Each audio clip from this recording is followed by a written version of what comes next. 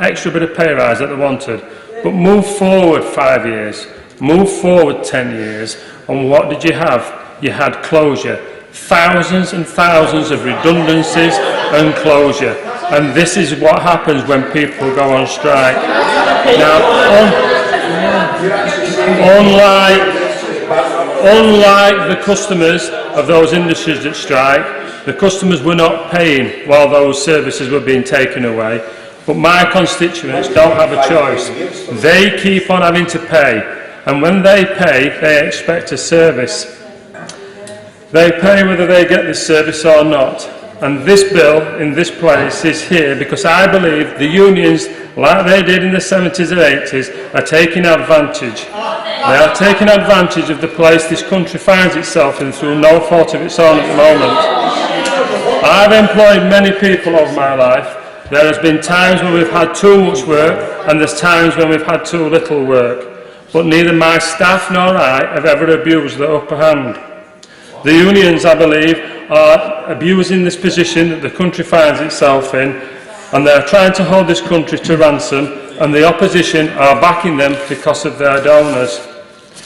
We are legislators, and we should only legislate when there is an issue which requires our intervention. This appears to be one of those moments. I understand that the government will be seeking talks with unions and employers to see where the level of minimum service sits. I therefore hope these talks are entered into with the spirit and that a voluntary arrangement can be made. Then they should, and if a voluntary arrangement can be made, then it should be, and we can all move on quickly and get our country back on its feet. I once again just want to thank all the nurses at Doncaster Royal Infirmary who voted against striking because they know that their best efforts are made whilst they are at work, not whilst they are on picket lines. Harry Black. I am not funded by unions or Russia. So before we even get into this bill, it's important to highlight that the laws on trade unions within the UK are already amongst the most restrictive in Europe. Now, ministers claim that such bills are common in France and Spain and Germany, but they leave out the fact that this bill is much harsher than any of the examples that they cite. UK workers will lose their automatic protection from unfair dismissal, for example. Now, ministers claim that this bill is about ensuring a minimum level of service and making sure that's there for the public and their health and safety, when they know fine well that life and limb agreements are already in place. The truth is that this bill is designed to undermine and attack both workers' rights and democracy. It carves out yet another door by which Westminster can further erode and undermine the Scottish Parliament. Now, this bill is so bad that it might fall foul of the European Convention on Human Rights, which protects the right of workers to assemble as they wish. The very same Convention on Human Rights that the Tories want to take us out from. I wonder why. I previously spoke, very briefly, Thank my friend for giving way. Isn't it the case that this is a pattern of behaviour? When this government couldn't reach the child poverty targets, it scrapped them. So what it's doing is changing the goalposts and bringing in hostile environment and hostile legislation to attack workers' rights and human rights. Absolutely, and that leads me neatly on to my next point. Now, I previously spoke about the dangers of sleepwalking into fascism if we're not careful, and I didn't say it lightly then, and I don't say it lightly now. But history is undeniable. The slide into authoritarian and anti-democratic politics has always been underpinned with anti-trade union rhetoric. Over the years, we have listened to countless right-wing politicians and governments claim that Brexit would in no way affect workers' rights, and yet here we are. The reason why trade unions organise industrial action is because it works. It has always been the only language that those who hold power understand. The only reason that any worker has any right whatsoever is because of trade unions. It's because of the ability of workers to organise collectively in defence of their jobs and their livelihoods. Now, people who bleat about the disruption that strike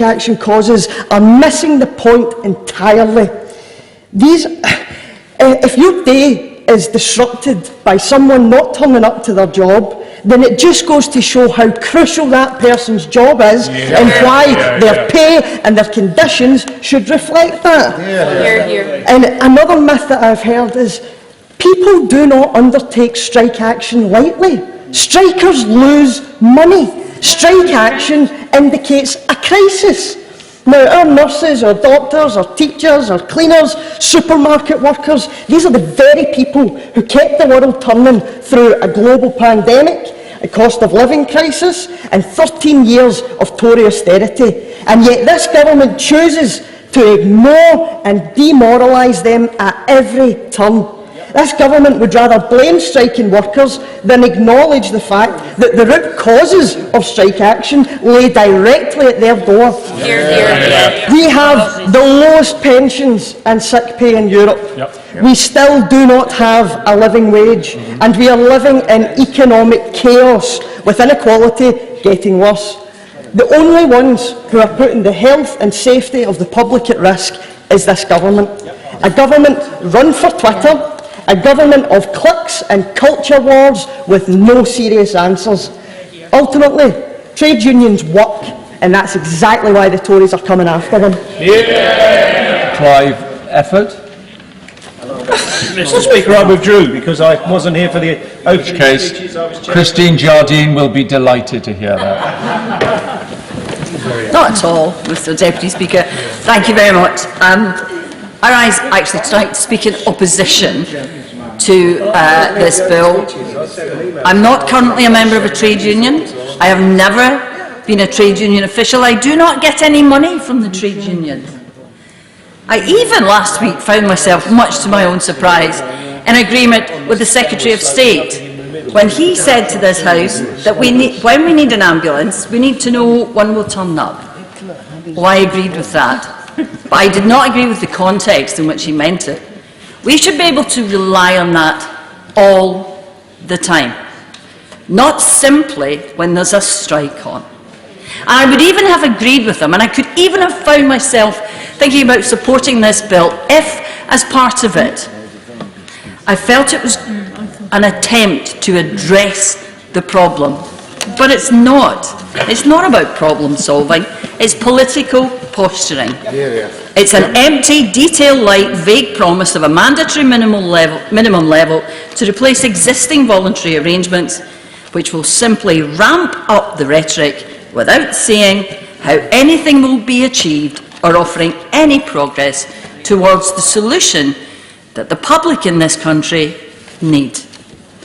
None of us, not in this place, not at home watching television, not working on the railways or in hospitals or any other sector, or teachers, nobody wanted this wave of strikes because it further undermines recovery in those sectors which were already stretched before the pandemic. And let's not get into the argument about whether or not it's a pandemic or the war in Ukraine that's causing this. It's not. It's the deterioration in our public services which this government hasn't just allowed. At times it's felt as if they were fostering it. And what are they doing? They're bringing forward a bill which is somewhat akin to taking a mallet to peel a peach. It will not undo that deterioration, and it will not help our public sectors. We're already in a situation where too many people go to sleep at night worried that if they have a heart attack or a stroke, there will be no ambulance. And this bill does not attack that problem. The reason we have a crisis this winter is because of the inaction of this government. They have failed the workers in the public sector. It's nothing to do with trade unionism, it's to do with the government's failure. We always say that when there's a strike, it's a failure of both sides. It's a cliche, I know, but you know, the thing about cliches is that we use them because they're usually right. These strikes are a failure, and the government, with this bill, is doing nothing to undo that. Thank you, Mr. Deputy Speaker, and I declare my interest as a member of a trade union and as a politician who has received donations from trade unions to my constituency Labour Party, and I'm proud that all of that is declared and it's on the public record. Now, my constituents want to see a minimum service level when it comes to transport, but unfortunately they're served by train companies like Avanti and Trans-Pennine Express. So even when it's not a strike day, the chances of getting a train sometimes on time is just impossible. And my constituents want to know that when they phone an ambulance, it's going to get there in time. But the reality is that for many of my constituents I've heard from, particularly in the pre-Zol and not end parts of my constituency, the rural parts of the constituency, when they phone an ambulance, the waiting times are already unacceptable, and that's not on a strike day. This legislation, therefore, is not an attempt to fix our public services and to resolve the disputes which are raging around the country right now. It's to distract from their levels of failure. This is a piece of legislation that's come with no consultation, no impact assessment, and this is a government that has come forward with no employment bill. An employment bill that could actually outlaw fire and rehire, that could ensure that people have decent rights at work and could go a long way to fixing this broken relationship that now seems to exist and that this government seeks to stoke by the legislation that we have before us tonight. Because these disputes will only be resolved by negotiation and reasonableness. And by tabling this legislation, the government does nothing but stoke that division. It just makes strikes more likely to happen, and where we see minimum service levels in place on the continent, we see more days lost to strike action, not less. So in short, this legislation is draconian, it's there to sack the nurses, it's counterproductive, it will cause more days to be lost to strike action, and it's unnecessary. And I really do hope that the government will instead take some opportunities to visit picket lines in their own constituencies and to speak to those workers who are out on strike. Because when I speak to striking workers across Lancaster and Fleetwood, when I'm with the postal workers on Fenton Street, I know that they're suffering, they're losing days' pay as well. But they're doing it because they are desperate to preserve that public service, to make sure that everyone gets a decent fair pay, a decent pension, safety in the workplace, because that's what trade unions are about. And I really do urge the government to be reasonable and to look again. My game's break. Thank you, Mr Deputy Speaker. I stand as a former shop steward and convener. I also refer to very proudly, my register of interest. Do have a look. I cannot begin to express my anger, dismay and indeed disgust at this piece of draconian legislation. I send my solidarity to those, as I know many in this chamber will, to those campaigning and outside as we speak, demonstrating as we speak, as they will do until we get rid of this draconian piece of legislation. Across the country, yes, we are seeing the worst strikes in decades. Railway workers on strike, nurses, for the first time ever, Royal College of Nursing on strike, postal workers on strike, bus drivers on strike, ambulance staff on strike, civil servants on strike, and now teachers on strike and many more. I would have missed somebody on the list because there's that many people on strike. And they're doing that for a reason. They're doing that because of this cost of living crisis. When the mortgages go up, the gas bills are going up, the electricity bills are going up, the fuel bills are going up, they have the fundamental right, which I hear sometimes members on the government side talking about the rights of freedom of speech, about freedom to organise, freedom to actually campaign and negotiate for a cost of living pay rise. It's a fundamental British right, and this is a real attack on democracy. And people on the other benches and the government benches, and some of them I do know and I've worked together with cross-party, should actually be ashamed of yourself, certainly on this one. Instead of taking responsibility and addressing the real issues, of course, the Prime Minister is playing politics with people's lives. And of course, these very public servants are actually the public that some of the members across these benches are talking about that are inconvenienced. Hey presto, yes, the strike does inconvenience people. But let's stick to some of the facts. Look, there are ambulance workers who I visited not very long ago, just before Christmas, in the Warrington area, that's North West Ambulance Trust, that were striking. It was a last resort. They don't want to do that. but they were providing the minimum level of service. They were certainly doing that on life and limb, and I saw the ambulances going out. So I've heard lots of myths this evening about that. Actually, the status quo, the current arrangements, actually work. Well, I will stand together with everybody tonight, and I will vote against this draconian, disgraceful piece of legislation which is standing up for the British workers and British people. Neil Hanvey. Thank you, Mr Deputy Speaker. I'm speaking as a Unison member and someone who's been a member of the RCN since 1984. Prior to that, I'm proud to have stood on the picket lines recently with the RMT, the CWU, GMB and the RCN. My constituents are members of unions. They are workers and they form part of all of the workforce who are engaged in industrial action at the moment. I want to give the Conservative Party that sit opposite the few that remain a bit of a reality check, because it's not good enough to say it's everyone else's fault but ours, when the fault lies at your door fairly and squarely. Now, let me be clear. It's not this government that did the heavy lifting during COVID. It was doctors and nurses, firefighters, railway workers, postal workers, other key workers in supermarkets and many, many others. It is every key worker the Tory government now wants to demonise and threaten. They are the heroes of the pandemic. This government now treats them with utter contempt. What kind of a thank you is it to say, we are going to force you to work and we will not help you any longer? They are striking for decent pay and minimum safe levels to prevent risk to life and limb.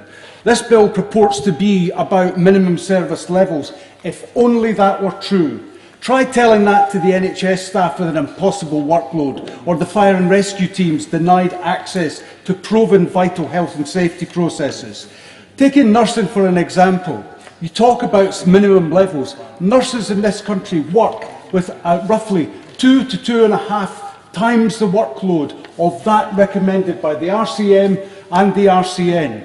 The international comparisons that the government have set out don't take account of this intolerable workload, and they don't take account of the fact that the patient-to-staff ratio in other countries is significantly better than it is here. The government pretend they are being responsible, but they are being anything but. They complain about affordability, and I mentioned the amount of money that's gone into the hands of the 1% earlier. It's not $21 trillion, it's $26 trillion. All the while, this party have partied and profiteered throughout the pandemic while those key workers were on their knees. The people of the UK are on their side. Striking is the only means they have to stem this vulgar neo-conservative tide of greed and restore dignity to their lives. Kim Johnson. Thank you, Mr Deputy Speaker, and I'd like to refer to my register of interest. And as a lifelong trade unionist and proud trade unionist, I want to send my solidarity and support to all striking public sector workers. And this government has already lost in the court of public opinion on their refusal to negotiate with striking workers. So instead of getting around the table, they're changing the rules of the game. This bill grants the Secretary of State unprecedented powers to disrupt striking workers, allowing management to pick and choose which of their employers should be on strike on rota days to maintain legal minimum service provision, effectively giving managers carte blanche to target union organisers and force them to cross their own picket lines upon the threat of losing their job and risking financial penalties for their union for failing to meet minimum service requirements on strike days. The TUC has said it has major concerns about the significant risk of discrimination if this is pushed through. Workers fighting for their jobs, pay and conditions should not be threatened with the sack. No worker votes for strike action lightly. It's always a last resort, and particularly for frontline services. The RCN, in its 100-plus year history, has never been on strike until recently, and it never did so under a Labour government. Minimum service levels agreements already exist in key life and limb services where health and safety is at risk. Indeed, we often hear of situations where staffing levels are better on strike days due to legal requirements than on non-strike days, due to a massive shortfall in NHS staffing levels. And we are facing the deepest crisis to our NHS since it began. Record waiting times, a collapse in staff recruitment and retention, patients waiting for hours in an ambulance or a chair on a corridor, and decades of wage stagnation, and 13 years of austerity and selective amnesia from the members on the benches across the floor. Minimum service law will not solve our problems, and the Minister knows this well. The government's own impact analysis has warned this bill could lead to even more strikes, worsening industrial relations, prolonged disputes, as well as reduced conditions for workers. So, to conclude, Mr. Speaker, I would like to congratulate the National Education Union for their very successful strike ballot today. And what their teachers are saying is enough, and this government needs to recognise that. People can shave a few seconds off their speeches. It would help to get everybody in. Tommy Shepherd. Mr. Deputy Speaker, I ask myself, what problem is it that so afflicts the British state that its government sees fit to bring forward a major piece of primary legislation? Is it really the case that militant pickets are stopping people getting life-saving treatment at their workplace? Is it the case that callous trade unionists are refusing to negotiate life and limb emergency cover, and are people dying as a consequence? The answer to all of those questions is no. In fact, we know of countless stories where trade unionists have left their picket line protest and gone to make sure people do not die. Exactly. And when I asked the Secretary of State earlier to say how many lives would be saved by this legislation, he refused to answer, perhaps because the answer is none. Yes. So why then? Why is this being introduced now? And I think the answer to that is quite simple. We are approaching the fag end of this Tory government. Yep. Their poll ratings are in the toilet. Their members are disillusioned. Their backbench MPs are increasingly despairing about their own survival. And so, in a desperate attempt to revive their fortunes, they are trying to resurrect a strategy that the Thatcherites did a generation ago. They are trying to monster ordinary working people fighting for their rights. They are trying to pretend that they are other, that they somehow are against the public interest and therefore not deserving of public support. But it will not work this time round, because it has gone too far and there are too many people involved. There is not a family in this land that does not know someone caught up in this dispute. And there is not a family in this land that does not recognise the justice of their cause. So they are not going to be able to do that this time round. Sure. I thank Honourable Friend for giving way. Does he agree with me that as we speak, firefighters who ran into Grenfell are now suffering and dying from cancer, and it is workers like them who will be stopped from being able to protest and to be able to strike, and that continues to be a disgrace? Well, indeed I do, and across the public sector. We are looking at people who actually saved us in recent years from the trials of the pandemic. These are people who should be venerated, not demonised. They should be paid, not punished. And the international comparisons that have been made in this debate are so spurious when you look at them. There is not a single country in Europe that has legislation like this. Everywhere else where there are minimum standards, they are negotiated. There is no other country where you can be sacked for going on strike if your employer says not to. That is what is proposed in this bill. But most of all, I think, the proposals in relation to Scotland and the devolved administrations are the most pernicious. Is it perhaps that the government is jealous or frustrated at the fact that the government in Scotland takes a different view? That rather than demonise trade unions, it will sit down with them and respect them and try within constraints to get a negotiated deal? Is it so furious at the Scottish Government in doing that that it now sees the need to export conflict across the border in our industrial relations? Because that is what is coming.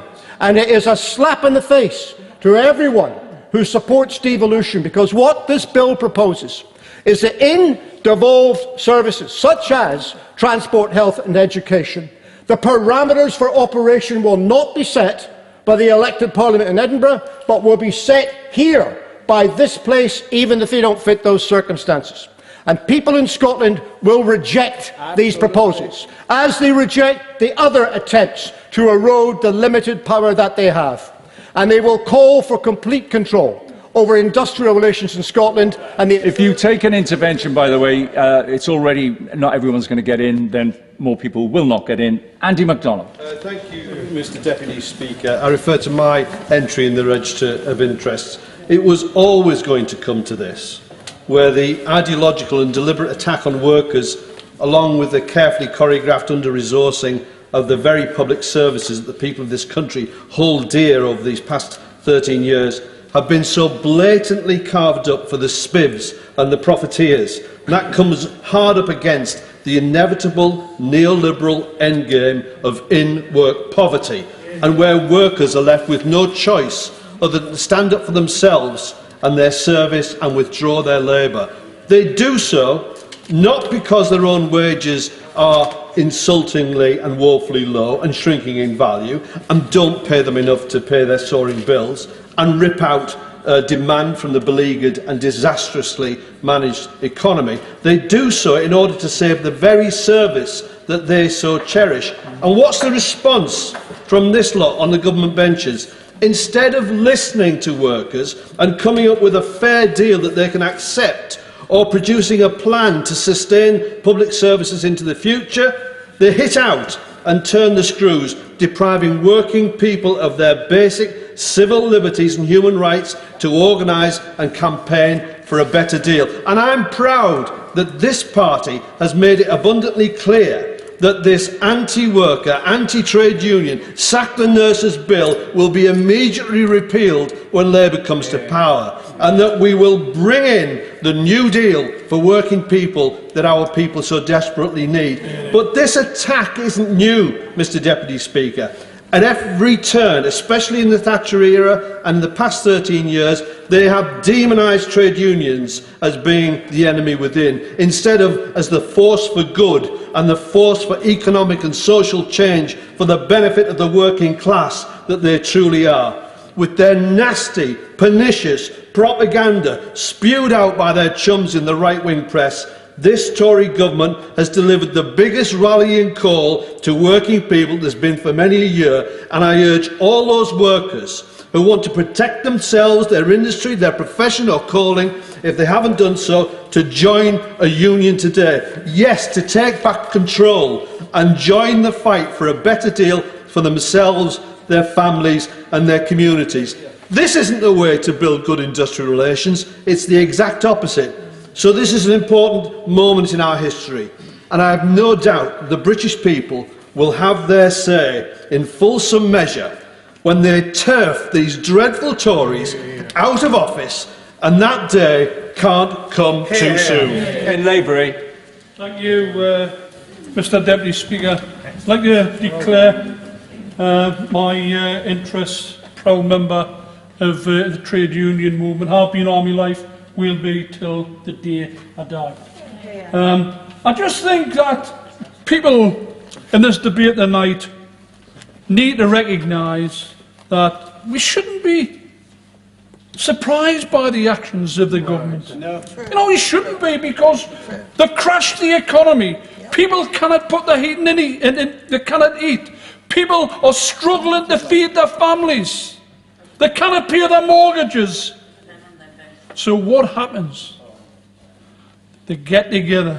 The Tories revert back to what they believe they're best at, attacking ordinary working people, attacking the trade unions. They relish it, they love it. And that's what this is about. The Secretary of State should admit it. The Tories are running scared, they're finished, they're a busted flush after 13 years of austerity. And they should accept that. But no, attacking ordinary working people. Now, Mr. Deputy Speaker, I think I speak for a lot of the people when I say this. There isn't anything in this world, there isn't anyone on this planet that could conscript me to cross a picket line.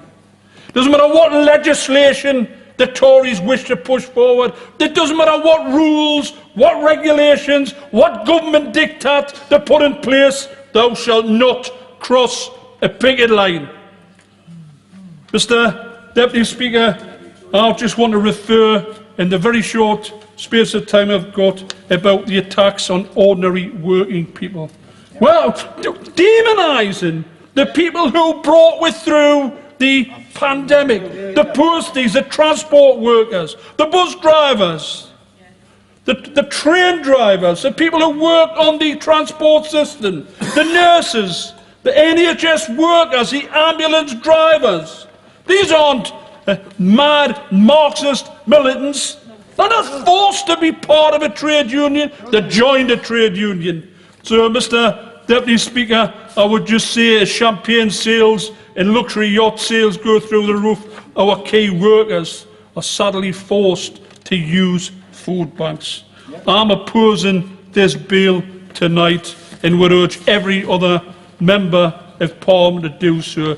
Do so in respect to ordinary people who brought us through the pandemic and work hard for this country. Civil Roberts.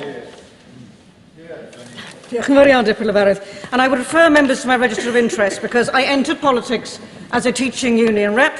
I am still a trade union member. I am the co-chair of the Justice Unions Group. And contrary to the myth that the opposite sides like to propagate, I have taken not a single penny from the unions. I do it for political reasons and values. And Plaid Cymru, I'm sure it will come as no surprise, therefore, will be opposing this reprehensible legislation tonight. Nobody seeks to strike, least of all the workers who lose a day's pay. The strikes for health workers are a last resort from overworked staff who fear that patient safety is suffering because of increased demand and staff shortages. What does the government propose to do? Bring in sanctions that threaten to sack those very staff. Yet the UK government has no interest in working with our key workers.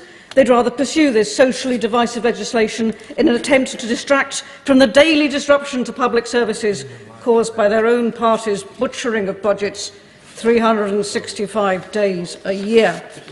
Perhaps the Minister can clarify whether this legislation will cause further disruption to businesses by undermining commitments made in the Trade and Cooperation Agreement to protect and promote social dialogue on labour matters among workers and employers, not to reduce that legislation, but to build upon it. That is not what we are talking about today.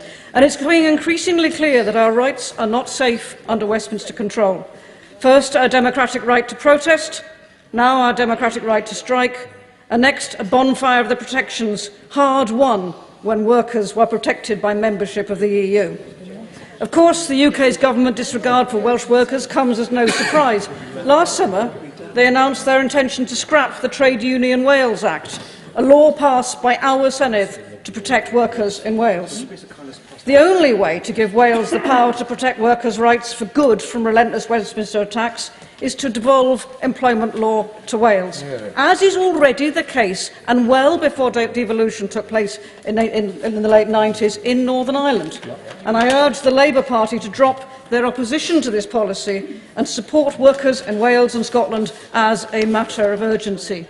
But in the little time that we have, and to bring my remarks to a close, Deputy Speaker, the easiest, safest and fairest way of guaranteeing minimum service provision is to ensure that key workers are able to do their jobs effectively by improving working conditions, by bringing forward the long-promised employment bill and giving workers the proper pay increases they need. On the question of pay, there must be recognition that public services in Wales face additional pressures due to a funding system that perpetuates high levels of poverty and the knock-on effect that poverty has on health and the reality of having an older population than the rest of the UK. Now is the time for Westminster to recognise this and commit to the needs that public services in Wales require. Thank you, Mr Deputy Speaker. I refer to my register of interests. I am a proud union member and I was a trade union official before entering this place. After 13 years of Conservative government, life for ordinary people in this country has got harder. This country is again an outlier on workers' rights and has been for some time. What a sad indictment of a government that purports to be a standard bearer of democratic rights in defence of a free society. This legislation, amounting to yet another brazen attack on an already fragile settlement for workers in this country, flies in the face of the basic liberty to withdraw one's labour. This legislation does not protect the public, quite the opposite, Mr Deputy Speaker. This is a hastily put together bill that is incoherent, unworkable and I am sure in time will prove unlawful. This boss's charter will make it easier to sack workers across several sectors, our paramedics, our firefighters, our nurses, our train guards and so many more. It will not make those workplaces safer. Key workers are demanding a decent settlement amidst an economic crisis that they had no part in creating. Workers that received the adulation and applause from Conservative ministers throughout the pandemic, only to be abandoned, threatened, dehumanised when the going gets tough. I will oppose this bill with every fibre of my being.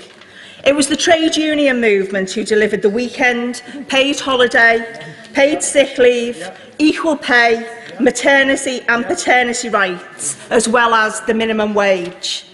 Our collective role now, on this side of the House, is to defend the trade unions, provide a voice for their members and our constituents in this place, and prevent this latest attack on our communities. And if the members opposite want to know how Labour would resolve these disputes, they should tell their leader to call a general election and we'll soon find out. Stephanie Peacock. Thank you, Mr Deputy Speaker. As a proud member of a trade union, I begin by referring the House to my register. The proposals before us today are unworkable. They do nothing to address the reasons why workers go on strike, instead attacking workers' rights. The government are imposing them, and they are doing so as a distraction. A distraction from the fact for 12 years they have given us an economy where wages have been squeezed and conditions have worsened. Let's be clear, these strikes are a result of this government's economic failure. Industrial action is always a last resort. Workers on low pay do not choose to lose a day's wage unless they absolutely have to. I know because I have been on strike. I have been on strike as a low-paid teacher. I know the colleagues I taught with were concerned not just about their loss of income, but the impact on the pupils we taught. To suggest it's a decision that's taken lightly is simply wrong. Going on strike is personally a difficult decision, but practically it isn't easy either. We have some of the toughest trade union laws in Europe. Online voting in strike ballots is prohibited, alongside a high threshold for both turnout and votes in favour required, which puts into context the strength of feeling of those workers who have voted to withdraw their labour. Industrial action on the scale we are seeing today has not happened in a generation. In 1984, 14,000 miners went on strike in Barnsley, 200,000 across the country to defend their industry, and we still feel the economic effects of the loss of the pits today.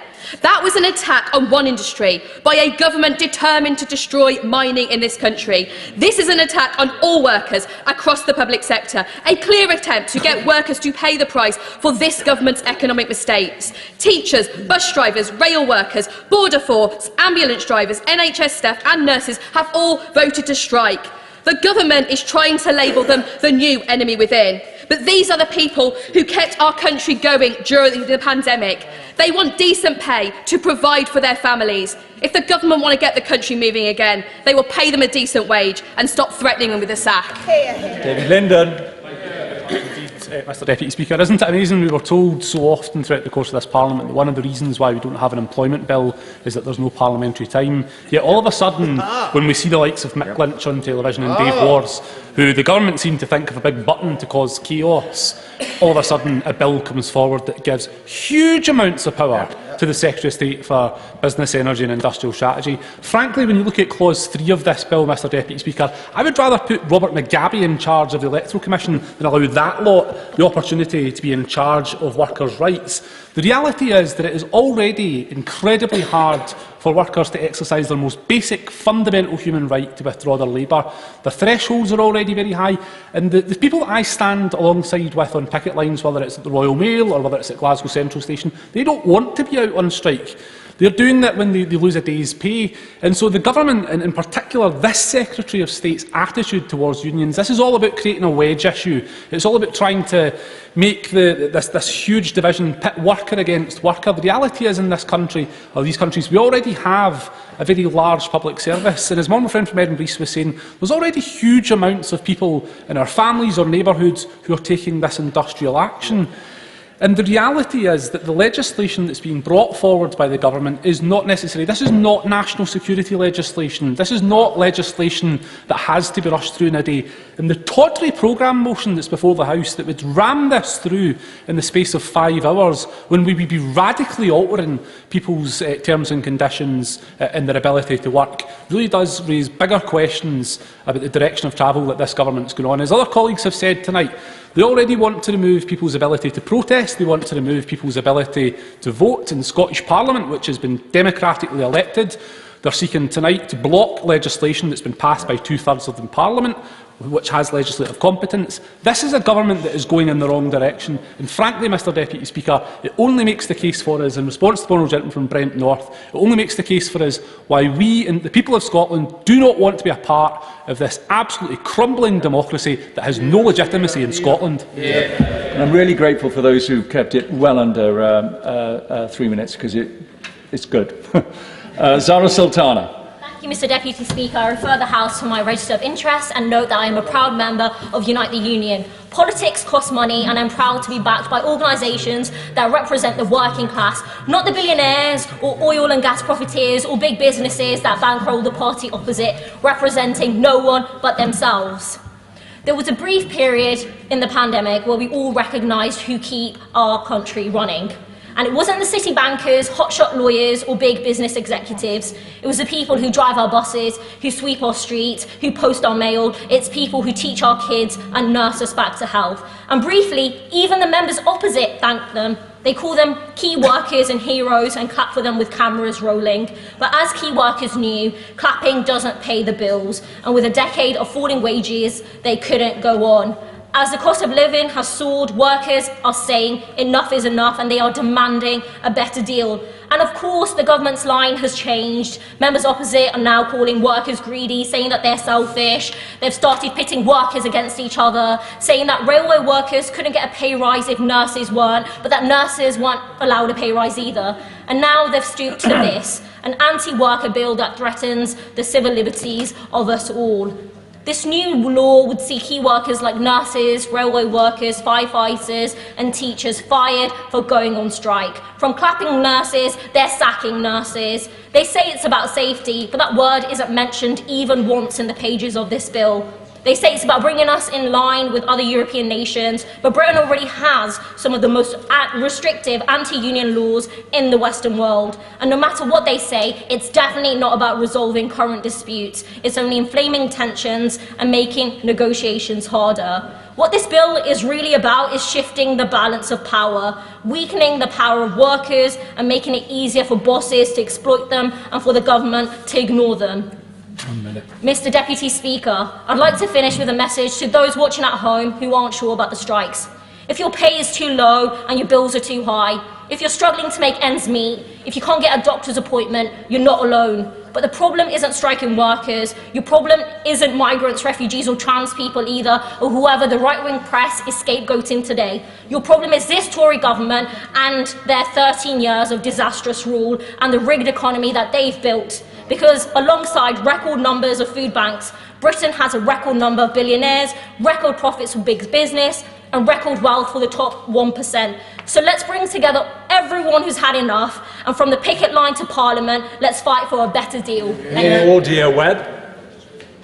I rise to speak as a proud trade unionist since the age of 16, and I'll be so till the very end. This government does not care about patients, passengers, parents or the public, because that is not what their minimum service level bill is about. The bill is a shameful attack on the democratic right to strike. At just 6 pages, the bill does not even set out the boundaries of what is permissible. This, they say, will be decided later by the Secretary of State through regulation and not by Parliament, giving the government the power without scrutiny to also shockingly override legislation made in the devolved Scottish Parliaments and the Senate. This is not democracy. This is government by diktat. It's authoritarianism writ large. The bill gives government the power to deny workers their right to strike, their fundamental basic human right, allowing employers to bring injunctions to prevent strikes, sue unions and sack employees across the public sector, including the NHS, transport, fire and rescue and education, undermining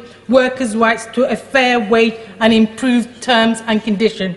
Strikes are a symptom, not the cause. Workers are being dragged into poverty and having to resort to strike action to make their voices heard. And this government is trying to break them. From voter suppression to the attack on our right to protest, through to this anti-strike bill, the government intends to crush workers' basic freedoms, and yet we live in a democratic society. Strike action is the tool of last resort and the best negotiating power workers have against unscrupulous and callous employers. The bill seeks to erode the rights of trade unions to organise and drive fear through the very soul of workers who could lose their protection from dismissal as a result of this bill.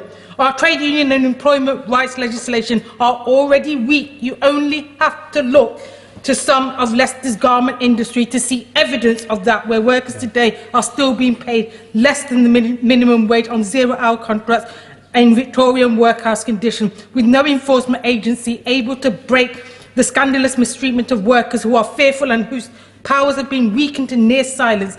In today's Britain, not a single garment factory in Leicester will recognise a trade union. In the same way, this bill seeks obedience at the will of the state. It allows for the punishment of unions and workers who do not comply with the so-called work notice. The bill is not about providing a basic level of service to the public. It's about breaking the growth of the trade union movement. The right to strike will be controlled by the state and only permissible on government terms. To resist means to be liable to huge penalties under this bill. This bill is a threat to our basic rights. It's draconian, dehumanising and bullying. It's class war. And for the sake of our hard-won freedoms, we must stand firm. Sam Tarry. Thank you, Mr Deputy Speaker. I proudly draw the House attention to the Register of Interests. Mr Deputy Speaker, in our country's history of progress, it should record in this House it was the trade unions that ended child labour. It was the trade unions that made workplaces safer, gave us holidays, maternity and paternity pay, paid sick leave, equal pay legislation, pensions, workplace anti-discrimination laws and even the weekend. And despite this, the government would do well to remember that trade unions made an immensely positive contribution to society. A strong trade union movement is a cornerstone of any healthy, functioning democracy and indeed a more equal, fair and prosperous society. But the good news is that trade union membership is on the rise, a net increase of 200,000 new members over the past 3 years, and online inquiries to the TUC surging by 700% over this summer. Organised labour, Mr Deputy Speaker, is back and it's going absolutely nowhere. Leaked emails from this government have shockingly shown that ministers are deliberating on an outright ban on trade union membership, strike action and even introducing further restrictions on the democratic right to withdraw labour. And I ask this House, why might be this? Striking workers have won for themselves double-digit pay rises across various sectors, from bus drivers to BT engineers, as well as better conditions and an end to outsourcing, whilst support for strike action is at an all-time high with the public. There are many trade union leaders who have more popularity than any government minister right now in 2023. We've seen, Mr Deputy Speaker, that the government's own impact assessment on this bill has said that this could mean more actions taken more frequently as a way to pressure employers. And in rail, this legislation seems particularly short-sighted and even at odds with what many train operating companies have actually wanted. What happens when 100% of passengers try to get 40% minimum service level trains, as Mick Whelan from the ASLEF said? Ultimately, this bill will do nothing to help resolve disputes or support good industrial relations. In fact, it will do absolutely the opposite. In the short time I have remaining, I'll focus on one thing. From last week, the Secretary of State told me that the ILO had common practice in authorising minimum service levels, but neglected to mention, however, the ILO imposes restraints on the circumstances in which such powers can be used, the antithesis of the blank cheque this bill will give him and other ministers. This government's attempts to draw comparisons with minimum service levels in Europe wholly ignore the broader context of industrial relations across the continent where they have far higher levels of collective bargaining agreements. In fact, what I would say is that these proposals are more akin to the practice used in countries like Singapore and Turkey when strikes can be undermined at the whim of a government. It's totally disingenuous to suggest otherwise. This legislation gives employers ministers extraordinary powers. Firefighters, nurses, teachers and the same key workers governments praise will find them liable to be prohibited from striking. This is unnecessary. We shouldn't be back to days It's half an hour before the wind-up start and there's more than 10 people, so do the maths. Please come within the 3 minutes in order to get everybody in. Chris Stevens. Thank you, Mr Deputy Speaker. I refer to my register of interest, my position as chair of the PCS Parliamentary Group, my membership of the Unison Glasgow City branch. Mr Deputy Speaker, they started with clapping workers on the doorsteps and they're ending with clapping them in irons. Each of the staff mentioned in this bill worked hard to protect our communities through crisis after crisis. But if they now wish to protect their own families, then they're now being threatened with dismissal. The false respect shown to them for their dedication and commitment has now been a removal of their most fundamental human rights. None of the countries that they've mentioned, and mentioning the ILO, none of the countries mentioned have the restrictions in terms of balloting and notification requirements for strike and do not impose those. So if they want to be consistent about the ILO, then let's bring back the trade union bill and let's discuss those thresholds and those restrictions. Mr Deputy Speaker, another problem with the bill is the issue of arbitration. Now, in Europe, there's a social partnership model to these things, so workers and employers try to reach agreement on things. But the bill's proposals seek to remove the Central Arbitration Committee, and that would turn cooperation into conflict. And we're now being advised that it's this Secretary of State who would be the sole arbiter. This Secretary of State, Mr Deputy Speaker, whose arrogant and ignorant performance this afternoon showed us everything that we always suspected, that they're clueless when it comes to industrial action. This is the Secretary of State who tweeted last year that called the weekend a non-strike day.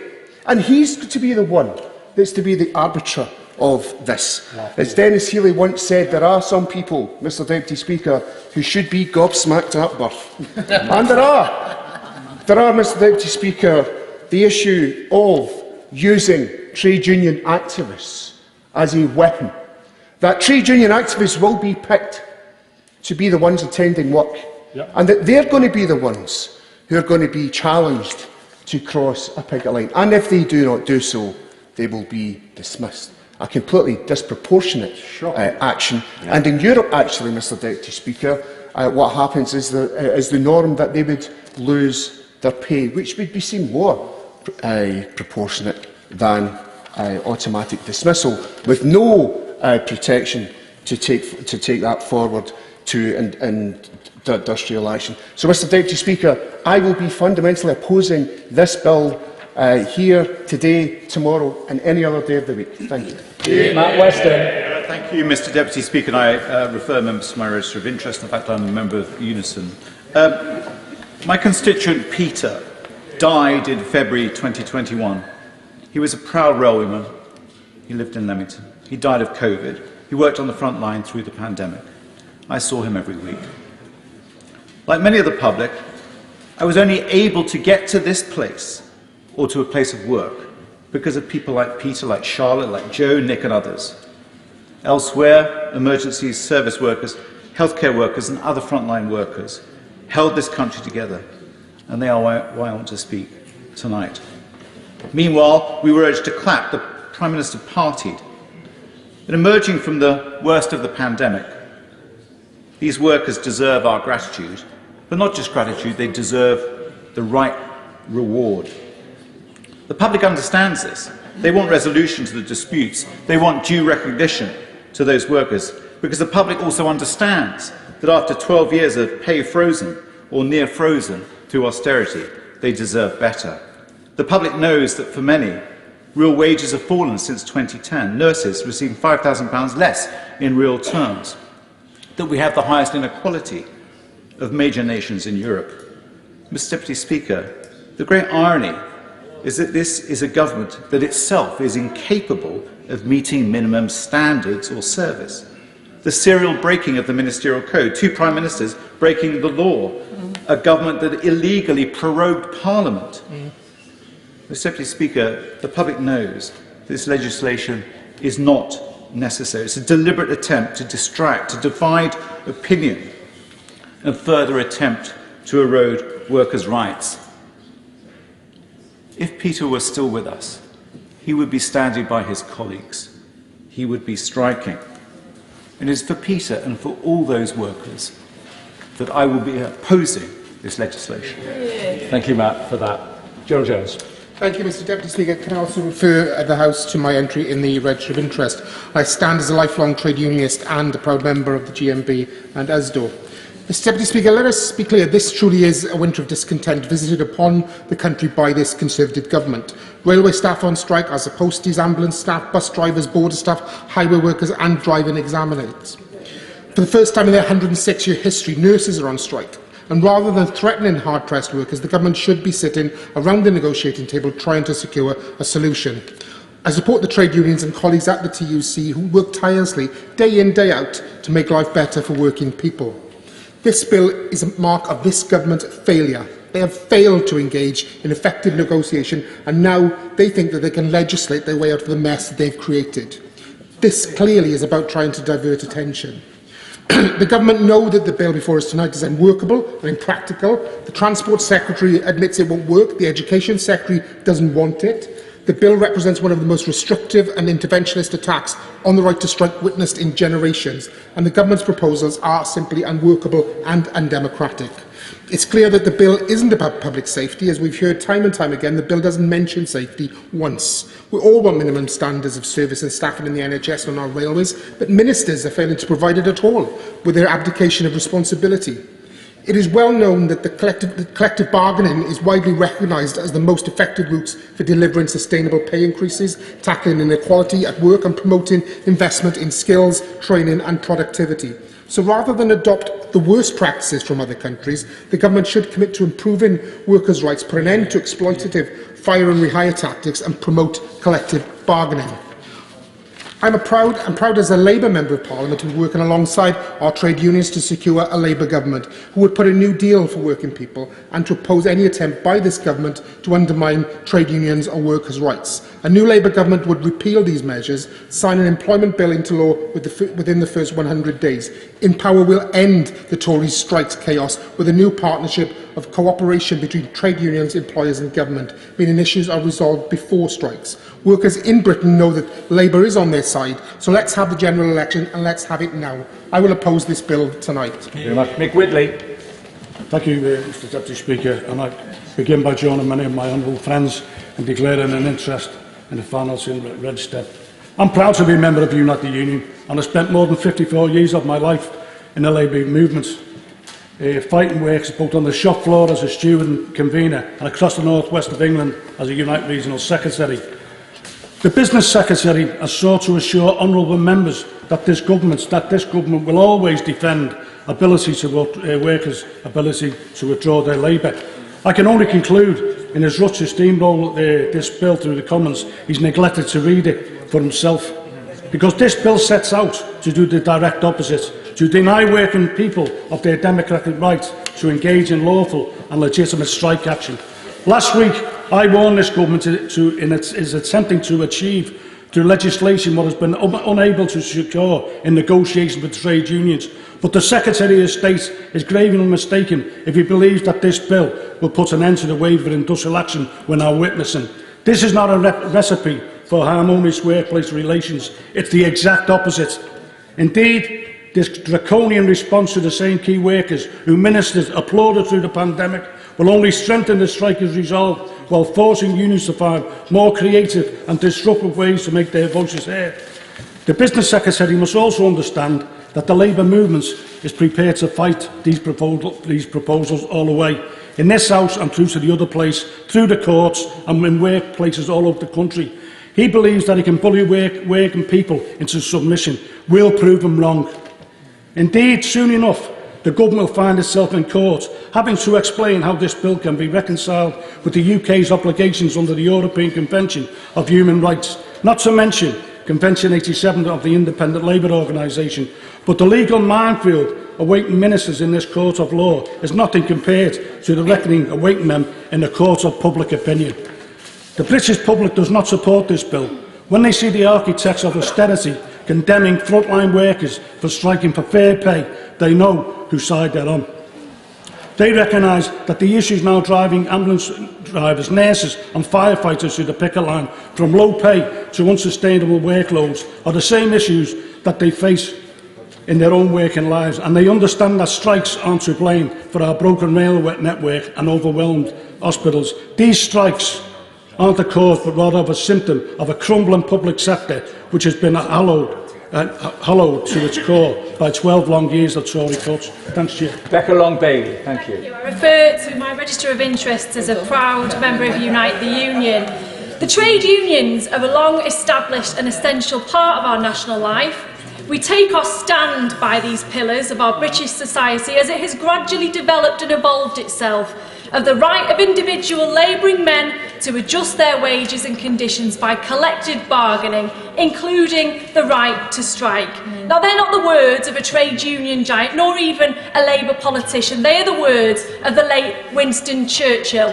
But today, his own party intends to unashamedly deny workers those very fundamental rights he believed in, with a bill that threatens key workers with the sack for simply exercising their right to raise the alarm on low pay, erosion of terms and conditions and grave concerns over the safety and future of their sectors. And worse still, the government does this in full knowledge that the proposals in the bill are almost certainly illegal, and that includes breaching the Human Rights Act, the European Convention on Human Rights, International Labour Organisation conventions and various other statutes. And the government shamefully claim that the reason behind this legislation is apparently because NHS trade unions were not providing minimum service agreements on strike days. This just isn't true. Our ambulance workers, like our nurses, have never gone on strike without first putting agreements for life and limb cover in place. So it's therefore no surprise then that the government has refused to publish any required impact assessments. And what's even more absurd is the notion that this bill will somehow reduce the propensity for strike action. We only need to look back in history to know that such authoritarian legislation has the opposite effect. Now, instead of this bill, the government should be listening to the concerns of key workers. They should be facilitating negotiations, but instead they seek to divide a nation and demonise, demoralise and even threaten to sack the very workforce who has tried to hold our country together. And so, returning to Winston Churchill, there are no Winston Churchills on the opposite benches today, and I have no doubt that he would be absolutely devastated and disgusted that his party was treating our workforce with such disdain. Richard Bergen. Thank you, Mr Deputy Speaker. I refer the House to the Register of Members' interests, and I was also a trade union lawyer for 10 years before being elected to Parliament. This bill comes in the context of an attack on the right to vote, an attack on the right to peacefully protest, and now an attack on the democratic right to strike. And I want to read out what Human Rights Watch shared last week. They said, and I quote, "In 2022, we saw the most significant assault on human rights protections in decades." And they went on to warn that, and I quote, "fundamental and hard-won rights are being systematically dismantled." And it's in the light of that that I want to look at a few key provisions in this bill in the time that I've got, 'cause it's part and parcel of that authoritarian attack on our hard-won rights. The very first clause makes no bones about it. It explicitly says that this bill is about restricting the protection to trade unions and employees in relation to strikes. And then we move on to the schedule, where it talks about the power of the Secretary of State to specify minimum service levels. Now, the Act doesn't specify what the minimum service levels should be. So we've got to ask ourselves this question: do we think it's right to hand to the Secretary of State, as an individual, the power to make such decisions? What level of service requirement would be seen as going too far in the eyes of an anti-union, union-bashing, right-wing Conservative Secretary of State? 40%? 60%? 85%? 90% if there's some trouble in the Tory party and they want to throw some red meat to their hard right-wing backbenchers and party members? This should concern us all. And then we move on to the very broad categories of the services that are covered. How will education services be interpreted? How will transport services be interpreted? Very, very widely, I should expect. And then we look at the work notice. A work notice must identify the persons required to work during the strike and specify the work required to be carried out. This is chilling authoritarianism. We're going to see workers who lawfully voted to strike ordered to go in to work. That's chilling. And then finally, work notices. No protection if union fails to take reasonable steps. This completely changes the role of trade unions. Absolutely appalling. What is going to be expected is for trade union officials to be outside the workplace, on picket lines, telling workers who voted lawfully to strike to go to work. That completely subverts and changes the role of trade unions and attacks trade unions as an institution. This bill is appalling. It needs to be dropped. Margaret Greenwood. Mr. Speaker, and I stand as a proud trade unionist in solidarity with my constituents taking strike action and workers across the country. We are seeing widespread strikes in the public sector because of the abject failure of over 12 years of Conservative government. The government has pushed nurses, ambulance workers and other dedicated NHS staff to the brink. They're taking strike action not just on pay but as part of their campaign for patient safety and, as they have told me, to save the National Health Service. Yet now the government wants to repay them by threatening them to sacking them for doing so. Constituents has written to me to tell me that they are appalled. This bill is a shameful attack on the rights of working people. Richard Arthurs, head of trade union law at Thompson Solicitors, has said the introduction of minimum safety levels does not comply with the United Kingdom's legal obligations under Convention No. 87 of the International Labour Organisation on Freedom of Association and Protection of the Right to Organise and Article 11 of the European Convention on Human Rights. He is one of many who expect there to be legal challenges to this bill. Last October, the government published the Transport Strikes Bill, allowing minimum service levels to be introduced during strikes in certain transport services. It seems that this bill has now been superseded by the one that we're debating today. In the European Convention of Human Rights memorandum that accompanied that bill, the government set out why minimum service requirements would not apply to other sectors. So just a few months ago, they were clear that important factors already existed in other sectors to mitigate the impacts of industrial action in those sectors on wider society. In health, it pointed to the fact that unions include guidance to their members on their approach to life and limb arrangements. So why have ministers changed their minds? Now they are saying that they are introducing this legislation to ensure that striking workers don't put the public's lives at risk. That is an insult to workers who kept the country running during the COVID-19 pandemic, putting themselves at considerable risk, and in particular it is an insult to nursing unions and representative bodies who worked hard to ensure that there would be cover for urgent cases during their strike. As the TUC points out, this bill is the government's latest attack on the right to strike, and I will be voting against it this evening. Beth Winter. Thank you. I make reference to my entry in the register as a proud former employee of UCO, and I'm also a proud member of Unite. Mr Deputy Speaker, this bill exposes this Tory government's contempt and disregard for working people whose difficulties have been caused by them. Its purpose is to dismantle the trade union movement and workers' rights and entrusts yet greater powers to the government. It is authoritarian and an affront to democracy. It does not establish minimum service levels for strikes. These will follow in regulations deprived of the proper scrutiny afforded to primary legislation. And it doesn't ensure the safety of the public in times of industrial action. Unions in relevant sectors are already doing this. So what is it for? As Mick Lynch of the RNT has said, this law is, and I quote, a form of conscription that would allow employers to choose how many striking employees they wanted to force to work. Now, the Conservatives have spent 12 years creating a low-pay Britain.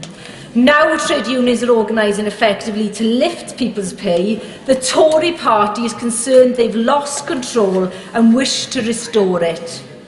This bill allows employers to sack individuals for participating in legitimate industrial action. It enables employers to sue trade unions for not forcing workers to cross the picket line, placing unions at risk of incurring significant costs which could cause the demise of trade unions. It will give enormous powers to the Secretary of State and to employers. The bill is also drafted without necessary detail or substance. There's been no consultation, no impact assessment. This is an imposition to weaken and even dismantle the trade union movement. The UK government is introducing the Strikers Bill, overruling powers and policies of devolved governments, as the Welsh Government introduces a social partnership bill. As the Welsh Government's Counsel General Mick Antonio has said, it is a fundamental attack on freedoms, and as Welsh Government we will give it no credence or support. And having sat in this chamber and listened to all the contributions intently, I must take issue with the myths being propagated and the vilification of our key workers and trade unionists. All people want is a fair, decent pay, terms and conditions, and to protect our vital public services. Surely we should all in this chamber be supporting that, and I will be opposing this bill this evening. If you took part in the debate, please come to the chamber for the wind-ups, which will begin no later than 9:40. John MacDonald. Mr. Deputy Speaker, I'd like to declare the register of interests. I'd be worried if I didn't, because my CRP fundraising strategy would have failed. But I just say this, it's important that the Conservatives know this. We know what the motivation for this bill is. Yep. Do not insult the intelligence of this House or the British people that this has anything to do with emergency measures whatsoever. Yep. We've all negotiated those over the years. They've been in existence for decades, since the beginning of the trade union movement. The motivations are these. First of all, it was an attempt to try and threaten those who are in negotiations at the moment. Well, that has really worked. 9 out of 10 teachers today have voted for industrial action. The second was the usual distraction. Tory governments in the past, when they were failing, had usually create a war, send a gunboat, then Mrs Thatcher decided the real enemy is within. And we've heard it today, the same language, trade union barons holding the country to ransom, all of that. That's what this was, distraction. But the real motivation is the motivation they've had since the 1980s, which is to shift the balance of power from labour to capital, from workers to employers. And you know that strategy has worked. It's worked so well, it's impoverished working class people, and that's why they're coming out on strike, because they can't survive on the wages that they've got. So I just say this, we'll oppose it in this House. There'll be opposition in the other place as well. This party will scrap it as soon as we get into power, But I warn them this, the real opposition won't come in here, it will be out there. It'll be from working people, trade unionists. The first trade unionist that's sacked, the first trade union that's fined, people will be out there, and this government will foul the industrial relations of this country for a generation. And I tell you, I will be out there with them. Yeah. Rachel Mascot. Thank you, Mr Deputy Speaker. It's an honour to be a Unite and GMB member, with which I point to my register of interest, and also the former Head of Health at Unite negotiating level of service agreements. And I have never heard such misinformation as I have in the House today. Amidst an economic crash and public services on their knees, we know that the morale of working people in the front line is rock bottom as they're stressed out of their minds and struggling with low pay. But this reckless bill not only impacts on them, but it sours industrial relations and does nothing to resolve disputes. In fact, it will stoke more strikes and push workers into working to rule, and then the Minister will certainly have a problem on his hands as he'll learn how much unpaid overtime working people give. But these strikes are a canary in the mine of the biggest retention crisis in the history of our public services. The ministers should heed their warnings before things get even worse. And tonight, I am proud that we are voting down this regressive legislation because I would rather have clinicians and frontline workers negotiating safety agreements than ministers in Whitehall who clearly are so out of touch. And when it comes to the ambulance service, 10 trusts, each one negotiate their safety levels, each hospital, each clinic, and the reason why is because there are different pressures on each one, and it's really vital that each one has a separate negotiation determined locally to make sure services are safe locally, not dictated by Whitehall. And all the Minister needs to do is to aggregate the negotiations which they come to achieve those safe working levels. And life and limb was set out in the Trade Union and Labour Relations Consolidation Act of 1992. He can read it for himself, where there is an obligation to ensure that human life is saved. But as we move through, we know what happens on strike days. They're safer than the rest of the time because the trains aren't running at the moment. The hospitals aren't properly staffed. 133,000 vacancies in the NHS. Yet on strike days, Christmas Day cover essentially is provided. Hospitals which were running red ran green on strike days, and we know that waits were cut in the ambulance service by 10%. Safer for the public because it is frontline workers who really do care about their patients, and that's why they're still working under such dreadful conditions that they're in. But this is a sham of a bill, while still needing to put money on the table, still needing to negotiate and still needing to resolve these disputes. And I say to government, stop walking away, stop playing games, get back to work and get back to the negotiating table. Davis. Well done, Rachel. Thank you, Mr. Speaker. Geraint Davis, GMB, Swansea West, CLP. The Tories have impoverished Britain, and they pretend that working people who can't afford to put the food on the table, to heat the bedrooms, to pay for the rent or the mortgage, should face a pay cut or face the sack if they vote amongst over 50% of their trade union members to defend their families, to defend their communities, to defend their towns and cities. This is an absolute disgrace. And the Tories refuse to negotiate. They would prefer to have disruption and chaos to cause political divisions. They just say, like it or lump it, unless, of course, you're a banker with a bonus, a crony with a contract, or a donor with a dividend. Our nurses have witnessed thousands of their colleagues dying for a lack of PPE, and alongside that, billions of pounds given to Tory donors who've been providing PPE. Nurses now who've spent their own money for 3 years to get a Bachelor of Science now face a starting salary of £13.84 when they could start in McDonald's for £12.25 without the stress and with the overtime. The NHS, of course, faces long COVID, more older people coming back from the EU, sicker people, 1 in 4 people in poverty. It costs more to treat these people, much greater pressure on the system, and the Tories turn their back on them and threaten them with the strike. The truth is, had the economy grown at the same rate as it did under the Labour government, average wages would be £10,000 higher. We wouldn't be facing this appalling situation. But instead, the Tories want to create strikes, to create a diversion from that, to create a sort of Dickensian Britain where capital gains and Labour loses. These are about fundamental rights, the fundamental right to democratically vote for a strike, to go on strike and not be sacked. The situation is that the Tories are torpedoing talks, whether it's rail, whether it's DVLA in Swansea, whether it's the nurses. They want to create strikes to cast blame, but frankly the public will not be fooled by their political attempts at their authoritarian journey dividing Britain. This is not who we are. The Tories are isolating Britain, they're shaming Britain, they're dividing Britain. Britain deserves better. Britain deserves a Labour government, and a Labour government will repeal this draconian, appalling bill. Wind-ups, Jonathan Reynolds.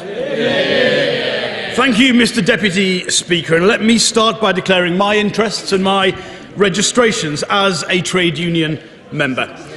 This has been a hugely well-supported debate, with no fewer than 38 speeches from the backbenches on this side of the House. And as many of those speeches have identified, there is certainly a pattern with this government. Because when people began to protest in large numbers against their policies, they came and responded by making it harder to protest. And when the polls turned and people made clear they want to vote them out of office, they responded by making it harder to vote. And now when paramedics and nurses and transport workers and many other professions decide, in desperation and as a last resort, to go on strike, rather than listen to them and negotiate, this government is responding by making it harder to strike. Well, let me put it in simple terms for Conservative colleagues. The problem isn't them, it's you. The Conservative Party has built this Britain of low pay, of low resilience and of insecurity. And instead of listening to the voices of the people most affected by that, they've turned up today to try and take away their rights. So this bill isn't so much a proposal, it's an alibi. It's an attempt to deflect blame for this country's problems, and particularly for the condition of public services, away from the government and onto the workforce themselves. It's a fairly transparent attempt to pretend that industrial action is the cause of the poor state of public services, rather than the symptom of it. And I speak for, I think, every member on this side of the House when I say we reject this cynical attempt to do that entirely. Because when we clapped those key workers, we actually meant it. And I can only imagine how they feel if they're watching this debate today, having to listen to the people who crushed our economy and added thousands to mortgage payments, now giving them lectures on pay restraint. Imagine a police officer who saw the Conservatives cut police numbers so much they could no longer respond to burglaries, or a teacher struggling with class sizes and SEND referrals, or a nurse understaffed on a ward in a busy NHS hospital this weekend. Imagine those workers hearing today this government have the audacity to talk about minimum guaranteed levels of services. Mr Deputy Speaker, we haven't had a minimum level of service from this government for 13 long years. And after those 13 years of Conservative government, there is not a single public service working better today than when the Conservatives came to power. But even worse than that is what has happened to growth and productivity and wages in that time. Let's remember, we're not expected to see UK wages return to 2008 levels until 2027. That's why times are so hard. That's why we're seeing so many people take strike action. And that's despite the fact that in the UK it's actually quite hard to go on strike. We do not have a legal framework that allows industrial action to happen lightly.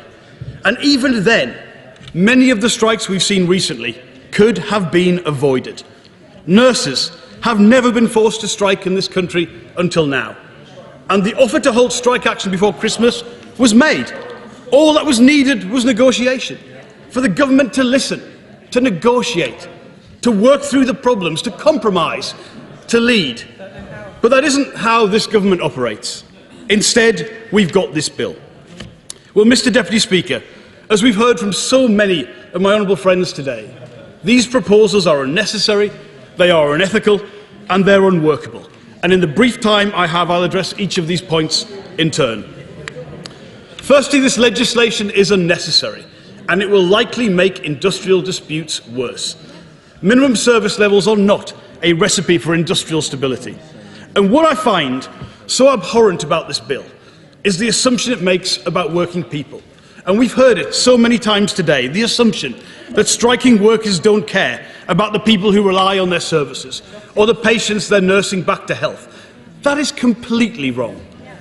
And as every one of my honourable friends has said, in essential sectors we already see minimum service agreements voluntarily negotiated. We've seen viral videos of workers leaving picket lines to implement those voluntary agreements.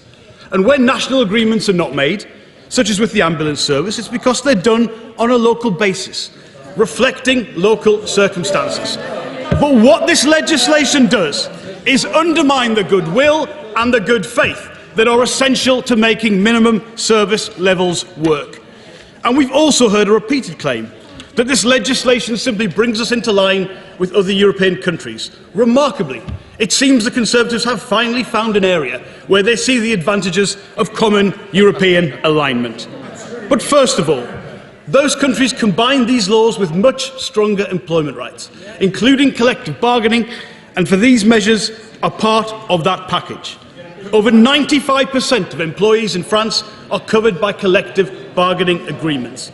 But secondly, it's still a poor argument, because as my honourable friend Felucia Deptford said, France has lost almost 6 times as many strike days to the UK in recent times. In Spain, that is more than double. And in Spain, minimum service levels have actually led to protracted legal battles, further prolonging disputes, not solving them. The evidence is compelling, if you look for it, that this approach is flawed. Secondly, these measures are unethical. The scope of this bill is huge, affecting as many as 6 million workers. Now, whether you agree or disagree with the merits of any one particular strike action, the right to strike is a fundamental right that every one of us has, except for the specific circumstances of occupations such as the armed forces. Now, so many Conservative speeches today have said they support this right as long as the strike has no impact. That is meaningless. Conservatives used to worry about the power of the state over the individual, but we haven't heard much of that today. And crucially, the Conservative Party has no mandate for this, because the manifesto commitment only mentioned the transport sector, something that will likely be a significant issue in the House of Lords. And finally, Mr. Deputy Speaker, these plans are unworkable. They will start a torrent of legal claims and counterclaims as people understandably resent the direction the government have taken and they seek to challenge it. And they will prolong disputes by preventing workers making the point that industrial action is designed to make. The Business Secretary said something revealing in his opening statement when he said he hoped he would never have to use these powers. In other words, this is all for show. It's a weak attempt for the government to try and say it's doing something when it's not doing anything to address the underlying causes. But for all of those members of Parliament who vote for this tonight, well, they must be praying that this legislation is indeed never activated. Because if they ever do use it, the net result will be teachers and doctors and nurses and firefighters and more turning up at Conservative MPs' surgeries or standing outside their offices asking their MPs if they really do want to sack them. Has the Conservative Party really thought this through? Is that how we'll improve public services and address the recruitment problems we're all aware of? The truth is, the Conservative Party has gone from clapping workers to sacking workers in just 3 short Prime Ministers. Mr. Deputy Speaker, it feels like this proposed legislation are the last gasps of a government that it's at the end of its tenure. This is not a serious proposal to resolve the industrial action that the UK is experiencing. I repeat, it is a sideshow, it won't work, and actually, it's likely to make things even worse. But most of all, it completely fails to recognise what every good business knows, which is the biggest asset any organisation has are its people. And when those people are driven to extremes, when they are going on strike in record numbers, you simply have to listen to them. Look at the turnouts in the ballots. Look at the strength of the votes that have taken place. And we do understand that. There were no nurses' strikes under the last Labour government. There are no rail strikes in Wales under the Welsh Labour government. Our plans will address the workforce problems in the NHS with revenue from ending the non-dom rule.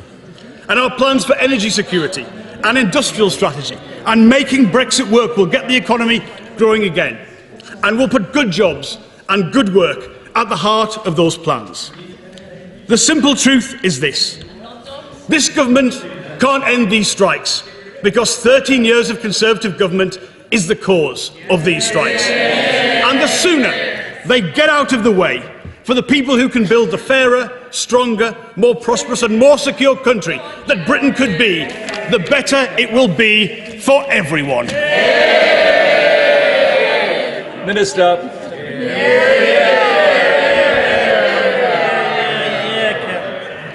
Thank you, Mr Deputy Speaker. I'd like to thank honourable members on both sides of the House who have contributed to the debate this evening. The clear objective of this legislation is to protect the lives and livelihoods of the public by enabling minimum service levels to be applied to our vital public services during strikes. It does not ban the right to strike. It finds the right balance, highlighted by my honourable friends, the member for Gloucester, South West Hertfordshire, who also referenced, very importantly, the needs of business, the member for Rushcliffe, Guildford, Southend West and Meriden. And turning to some of the other points raised today, like others on both sides of the House, can I pay tribute and express our gratitude to our key public sector workers. A point raised by my honourable friends, the members for Sleaford, North Hykeham and Runnymede and Weybridge, who have vast experience working in that public sector. Can I also say from my own personal experience, my mother worked in the public sector all her life. It was a life work to rehabilitate offenders, and I'm very aware of the contribution that public sector workers make to our society. Now, the Deputy Leader of the Opposition seeks to blame this government alone for the challenging times we face, but she seems to conveniently forget that we are still not free from the after-effects of COVID-19 pandemic and Russia's illegal invasion of Ukraine. I was very interested in her point, a point she raised in her speech, that she said, we would have resolved this dispute long ago. At what figure? At what figure? Would it have been 11% across the public sector? 11%? Because, Mr Deputy Speaker, that would have cost the taxpayers of this country £28 billion. £28 billion. £1,000 per household per annum. Maybe the Leader of the Opposition will reflect on that, now that he's here, obviously having a call from his union paymasters. Members ask why the government is focusing on legislating and not resolving the disputes. The government recognises the pressure the cost of living is having on people, and that is why we have committed to halving inflation, growing the economy, and why we have provided £26 billion to support individuals and businesses. And we are investing billions more in schools, the NHS and social care, all of which supports workers. The Right Honourable Member for Whittam is right to highlight the devastating impacts of strikes on the economy. £6 billion, Mr Deputy Speaker, including £2.5 billion of lost income to the hospitality sector alone. That is why ministers across government have been meeting with unions to resolve these disputes where it is possible to do so. Happy to give way. I thank the Minister for giving way, and while the Minister's talking about the cost of strike action, would the Minister agree about the cost and the damage that the previous Prime Minister and the previous Chancellor cost our country and all of the taxpayers and the workers that we on this side are supporting today? Well, I would highlight the downward pressure already been placed on inflation, the changes to the money markets in terms of the action taken by our Chancellor and Prime Minister, and the stability that's delivered through them, and their delivery of their future plan. Ministers across government, I will surely, ministers across government have been meeting with unions to resolve these disputes where it is possible to do so. It is obviously apparent that unions exist to represent union members. Apparently from today's debate, so does the Labour Party. £350,000 the shadow cabinet alone has received since 2019. It is important to reflect on those figures. 350,000. We need to have the confidence that when workers strike, people's lives and livelihoods are not put at risk. So we need to have the power to act. That is why this legislation is needed. The public expects us to act. It is no wonder that YouGov polling for The Times, published last week, found that 56% of voters support this legislation and only 31% are against it. I'm grateful to the Minister for giving way. He will know that under this bill it's possible for the government to designate individual workers to perform under a contract which they have voted when they voted to go on strike. Will he at least give this assurance that there will be no attempt by any Secretary of State to designate a union official to break a strike that they have encouraged their union members to be involved in? Employment Act. I will deal with work notices later in my speech, but it's quite clear that it's up to employers to decide what workers are needed on certain days. And there is no discrimination between people who are union members or people who are not union members. That's very clear in the legislation. Mr. Deputy Speaker, honourable members have questioned the sectors within the bill. The sectors in scope of this bill are justified as these sectors are where strike action causes disproportionate disruption to the general public. The government... Happy to give way to my honourable friend. Just on that point, Minister, and excellent summing up you're doing as always, could he reaffirm that the public opinion is with this side of the House rather than the opposition?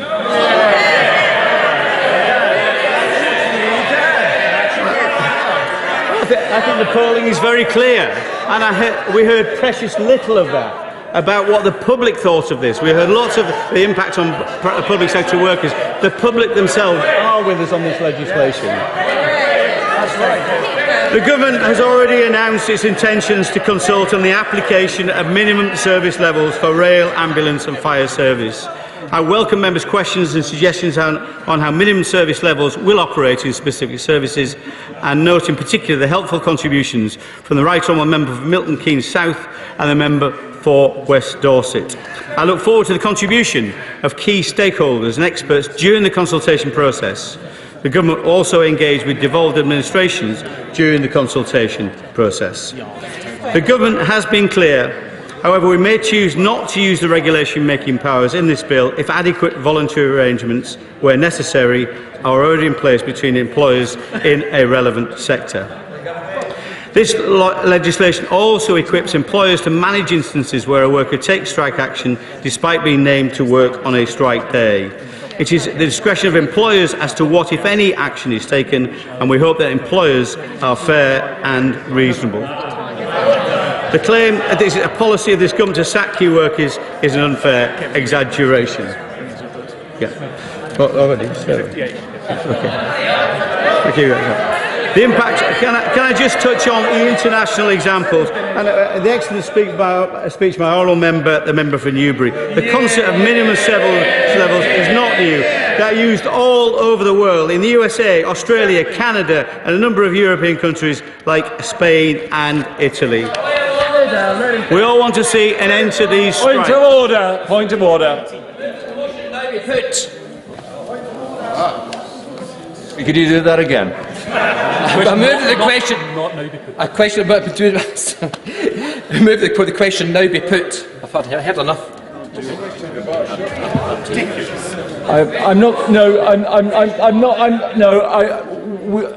We've still got another 2 and a bit minutes to run, so I'm using my discretion not to take that.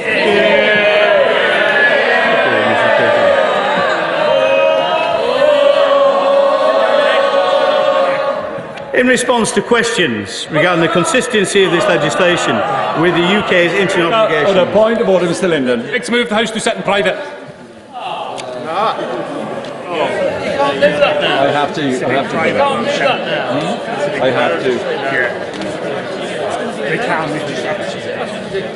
Order. I have no discretion on this one. The question is that this House sit in private. As many other opinions say aye. Of the contrary, no.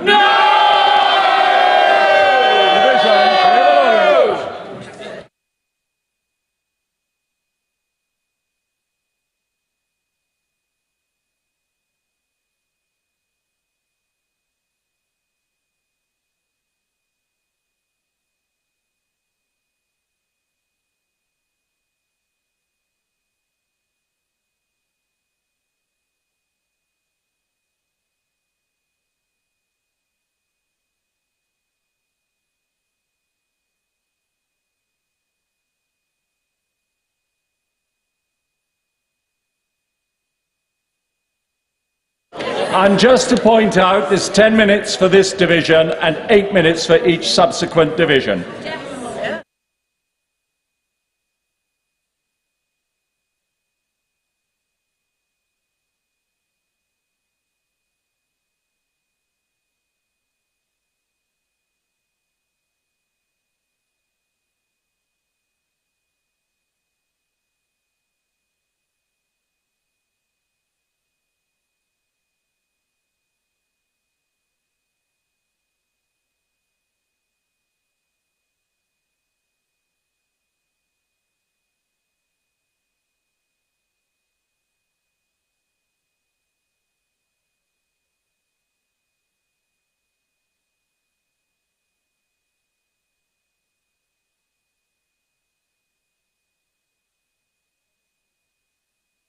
Order!